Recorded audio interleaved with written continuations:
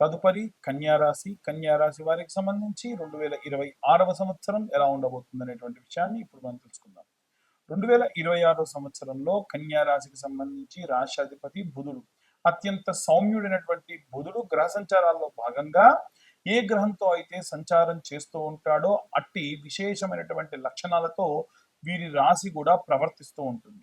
ఉదాహరణకు కుజుడితో కలిసి ఉన్నప్పుడు కోపోద్రుక్తంగా, శుక్రుడితో కలిసి ఉన్నప్పుడు కాస్త వైవాహిక సాంసారిక జీవితంలో ఉండేటువంటి వారు ఎలా ప్రవర్తిస్తారో ఆ విధంగా, సూర్యుడితో కలిసి ఉన్నప్పుడు ఒక అధికరణ సిద్ధిగా ఉన్నప్పుడు ఎలా ప్రవర్తిస్తారో అలా. ఉదాహరణకు చెప్పాలంటే సూర్యుడితో కలిసి కేంద్ర కోణ స్థానాల్లో ఉంటే బుధాదిత్య యోగం అవుతుంది. అలా కాకుండా బుధుడు గనక 1వ, 4వ, 7వ, 10వ స్థానాల్లో ఉంటే భద్రయోగం కూడా అవుతుంది. ఇవన్నీ కూడా విశేషమైనటువంటి లక్షణాలతో కూడి ఈ రాశి వారికి లాభించే అవకాశం కనిపిస్తూ ఉంది. ముఖ్యంగా చూసుకుంటే గురుగ్రహంలో ఎటువంటి మార్పు లేదు. సంవత్సరం ఆఖరి వరకు కూడా సంచారం అలాగే కొనసాగిస్తూ ఉంటుంది. శుక్రుడు మాత్రం ఏ గ్రహంతో కలిసి ఉంటే దాన్ని బట్టి వైవాహిక జీవితంలో అనేక రకాలైన మార్పులు ఏర్పడతాయి. వివాహం కానటువంటి వారికి ఈ సంవత్సరం వివాహం జరిగేటువంటి అవకాశం ఎక్కువగా ఉంది. ఎన్నో రకాలైనటువంటి శాంతులు, హోమాలు, పూజలు చేయించుకొని ఈ యొక్క కార్యక్రమాలన్నీ కూడా చేయించుకున్న తర్వాత విశేషంగా ఈ యొక్క వివాహం జరిగేటువంటి అవకాశం ఉంది. సంతానం లేని వారికి సంవత్సరం ఆఖరి వరకు శుభవార్త వినేటువంటి అవకాశం కూడా కనిపిస్తూ ఉంది. అలాగే ఎవరైతే నూతనంగా వ్యాపారం ప్రారంభించాలనుకుంటున్నారో మీ జాతకంలో బుధుడు, సూర్యుడు, శుక్ర, గురుగ్రహాలు కనుక బాగుంటేనే మీరు మీ వ్యాపారం ప్రారంభించేటువంటి దిశగా ముందుకు వెళ్తే చాలా అద్భుతంగా ఉంటుంది. ఓవరాల్ గా చూసుకుంటే ఈ యొక్క కన్యా రాశి వారికి అన్ని రకాలైనటువంటి పరిస్థితుల్లో ఉంటూ నెగ్గుకొస్తూ సక్సెస్ఫుల్ గా ముందుకెళ్తారు. ₹1 లాభంలోనే ఉంటారు తప్ప గత సంవత్సరం కంటే నష్టంలో మాత్రం ఎట్టి పరిస్థితుల్లో ఉండరు. ఇక అందరికీ సంబంధించి జనరల్ ఇప్పుడు చెప్పినటువంటిది ఏంటంటే గోచార రీత్యా చెప్పిన విషయములు. మీకు కానీ మీరు డీటెయిల్డ్ గా జాతకం కావాలి అనుకుంటే మీ పేరు, మీ date of birth, time, place ఉంటే కింద ఉన్న నెంబర్కు వాట్సాప్ చేయండి. డీటెయిల్ గా జాతకం 60-70 పేజీల్లో ఇచ్చి మీతో డీటెయిల్ గా మాట్లాడడం కూడా జరుగుతుంది. ఇక ఈ జాతకానికి కాను ₹2025 చార్జ్ చేయడం కూడా జరుగుతుంది. ఆసక్తి కలవారు కింద ఉన్న నెంబర్ కాంటాక్ట్ చేయొచ్చు. అందరూ కూడా ఏ రెమెడీస్ తీసుకోవాలి, ఏం మంత్రపఠనం చేయాలి అనేటువంటి విషయాన్ని ఇప్పుడు మనం తెలుసుకుందాం. ఇప్పటి వరకు మనము ఈ రాశి వారికి సంబంధించి గోచార రీత్యా 2026 సంవత్సరం ఎలా ఉంటుంది అనేటువంటి విషయాన్ని చెప్పుకున్నాం. ఇప్పుడు ఇంకా విశేషంగా ఈ సంవత్సరం జరిగేటువంటి కొన్ని సంఘటనల గురించి తెలుసుకుందాం. ఏమిటంటే పంచభూతాలను మనం ఎంత కాపాడితే అవి మనల్ని అంత కాపాడతాయి. మనం ఇవాళ రేపు ఏం చేస్తున్నాం అంటే భూమిని కలుషితం చేస్తున్నాం. రివర్స్ బోరింగ్ సిస్టమ్ తోని కలుషితమైనటువంటి కెమికల్ వాటర్ అంతా కూడా ఎక్కడో దూరంగా ఊరికి అవతల పడేసేది, ఊరంతా పెరిగిపోతుందని భూమిలో మళ్ళీ వేస్తున్నాం. దానివల్ల కింద అండర్ గ్రౌండ్ లో ఉన్నటువంటి నీరంతా కలుషితం అయిపోతుంది. ఇలాంటి వాటిని ఎట్టి పరిస్థితుల్లో అరికట్టాలి. రెండవది, వచ్చేటువంటి నీటిని మనం ఇంకుడు గుంతలతోని సేవ్ చేసుకోవాలి. మనం చేసుకోవట్లా. ఇవాళ రేపు ఏమైపోయిందనంటే మనం హోటల్స్ కి వెళ్ళిపోయినాము, ఏదన్నా ఒకటి తింటున్నారు, బాగా అబ్జర్వ్ చేస్తూ ఉంటాం. ఇంత ఏదో సాస్ వేసుకొని వాళ్ళు తిన్నారు అని అంటే మళ్ళీ ప్లేట్ తీసేయాలి, ఇంకో ప్లేట్ తేవాలి. నువ్వు తిన్న ప్లేటేగా, తుడుచుకో. కాకపోతే దాంట్లో మళ్ళీ నువ్వు తినేదానికి నీకు నచ్చదు. దానికోసం ఏం చేయాలి, వాడి నీళ్ళు వేస్ట్ చేయాలి. అదే నీళ్లు నువ్వు సృష్టించు. ఆవిరి త్రూ మనం ఒక వాటర్ బాటిల్ కావాలంటే 6 రోజులు పడుతుంది ఒక బాటిల్ వాటర్ కి.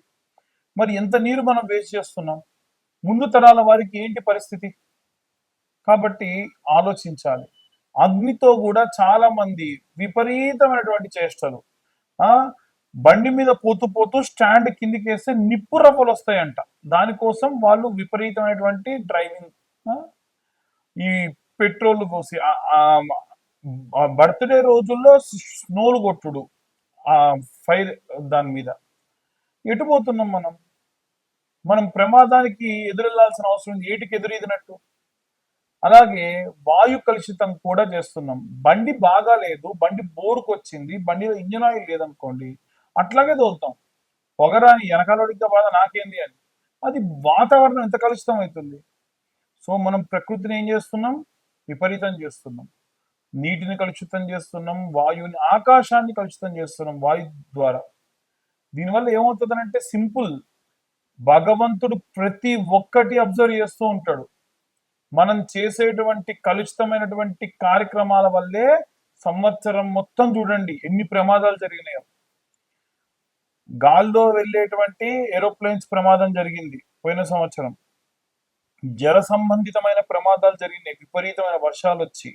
మనం ప్రకృతిని కాపాడితే ప్రకృతి మనల్ని ఎందుకు కాపాడదండి? రోడ్డు ప్రమాదాలు జరిగినాయి, అగ్ని ప్రమాదాలు జరిగినాయి. ఆ నీటిలో ప్రయాణం చేస్తూ ఉండగా ఒక బ్యాచ్ కొట్టుకుపోయింది. సో దయచేసి ప్రకృతిని కాపాడదాం. మనం చేసేటువంటి పెద్ద రెమెడీ ఏంటంటే, మనం నిత్యం మన చుట్టూ అబ్జర్వ్ చేస్తూ మనం ప్రకృతిలో ఏం వేస్ట్ అవుతున్నాయి, ఏం వేస్ట్ అవ్వట్లేదు, వాటిని మనం కాపాడే దిశగా వెళ్తే భగవంతుడు మనల్ని కాపాడుతాడు. మనం చేసే ప్రతి పని భగవంతుడు రికార్డ్ చేస్తూ ఉంటాడు.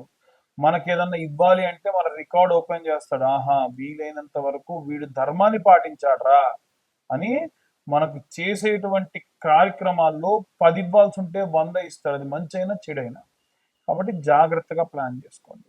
ఇక ముఖ్యంగా ఈ సంవత్సరం మనం ఏ దేవుళ్ళని పూజించాలి అనంటే, మేధా దక్షిణామూర్తిని విద్యార్థులందరూ కూడా సేవించండి, పూజించండి. విశేషమైనటువంటి విద్యాబుద్ధులు వస్తాయి.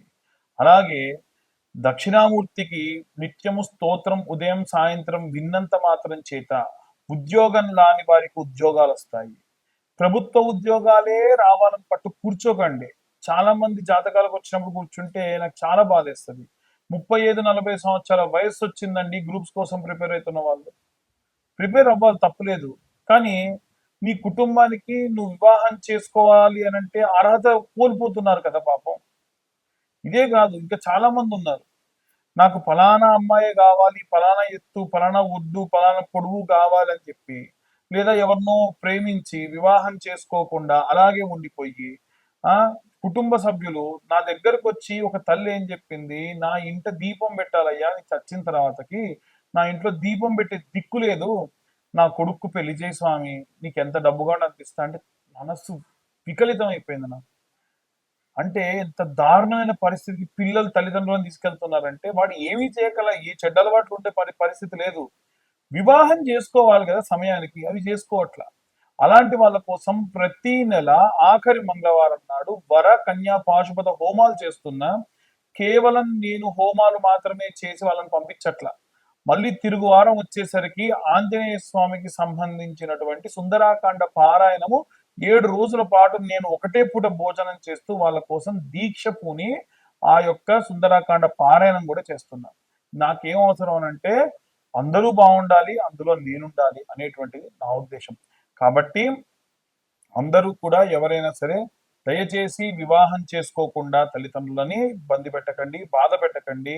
ఉన్న వారిలో వచ్చిన సంబంధాల్లో మంచి సంబంధాన్ని వెతుకుతూ ముందుకు వెళ్తే చాలా మంచిది. ఇక ఉద్యోగ సంబంధితమైనటువంటి విషయాల్లో కూడా విపరీతమైనటువంటి స్ట్రెస్ తీసుకొని 2-3 ఉద్యోగాలు చేస్తూ పొద్దున సాయంత్రం చేస్తున్న వాళ్ళు ఉన్నారు.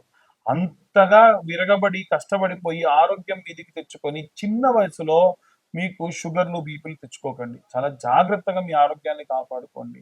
మీ తల్లిదండ్రులందరినీ కూడా చాలా బాగా చూసుకోండి. ఎట్టి పరిస్థితుల్లో ఎంత పెద్ద గొడవలు వచ్చినా తల్లిదండ్రులను తీసుకెళ్లిపోయి ఓల్డేజ్ హోముల్లో పెట్టకండి. మీకు అంత సమస్య అయితే మీ ఇంటి పైనో మీ ఇంటి పక్కనో ఇంకొక పోర్షన్ తీసుకొని నిత్యం వాళ్ళని అబ్జర్వ్ చేస్తూ ఉండండి. ఎంతో కొంత వారికి కాస్త మనసుకు ప్రశాంతతనివ్వండి. ఇక విశేషంగా జాతక సంబంధిత విషయాల్లో చాలా మంది కేవలం మా యొక్క పేరు చెబుతామండి, పేరు ద్వారా చెప్పండి అంటారు. పేరు ద్వారా చెప్పలేను కానీ మీకు సంబంధించిన ఏదైనా ఒక విషయం ఉంటే, ఆ విషయం గురించి ఇబ్బంది ఉంటే కనుక చెప్తాను. దానికి కేవలం 504 రూపాయలు ఛార్జ్ చేస్తాను. అది కూడా వీలైనంత వరకు కూడా నేను ఒక డేట్ అనౌన్స్మెంట్ ఇస్తా. ఈ సంవత్సరంలో ఈ తర్వాత నుంచి వచ్చేటువంటి ప్రతి నెల, ఈ నెల నేను ఫలానా తారీఖు నాడు ఫ్రీగా ఉంటా, ఆ సమయంలో కాల్ చేయండి. వీలైతే నేను ఏం చేస్తానంటే ఒక లైవ్ కండక్ట్ చేస్తా. ఆ లైవ్ లో మాట్లాడితే మీకు రెమెడీస్ కూడా ఎలా తీసుకోవాలనేటువంటి చెప్తా. ముందుగా ఏమవుతుందనంటే మాకు సంబంధించిన వ్యక్తి మీతో మాట్లాడి నాతో మాట్లాడడానికి గాను టైం స్లాట్ అంటే మీరు లైన్ లోనే ఉంటే నాకు కాల్ కనెక్ట్ చేస్తారు. ఈ విధంగా చేసుకోండి. ఎట్టి పరిస్థితుల్లో ఎవరు కూడా తొందరపడి గుడ్డిగా ఎవరిని పడితే వారిని నమ్మి డబ్బుని అలాగే ఎంతో ఐశ్వర్యాన్ని కోల్పోకుండా ఉండండి. చండీ పరాదేవతకు సంబంధించిన హోమములు కానీ, ఇష్టకామ్య సిద్ధ్యర్థం మహాగణపతికి సంబంధించిన సంకటహర చవితి నాడు జరిగేటువంటి హోమములు కానీ, ఏవైనా సరే వర కన్యా పాశుపత హోమములలో పాల్గొని విశేషంగా మీరు ఆ యొక్క స్వామివారి యొక్క అమ్మవారి యొక్క సంపూర్ణ కృపకు పాత్రలు కానీ. సర్వే జనా సుఖినో భవంతు. స్వస్తి.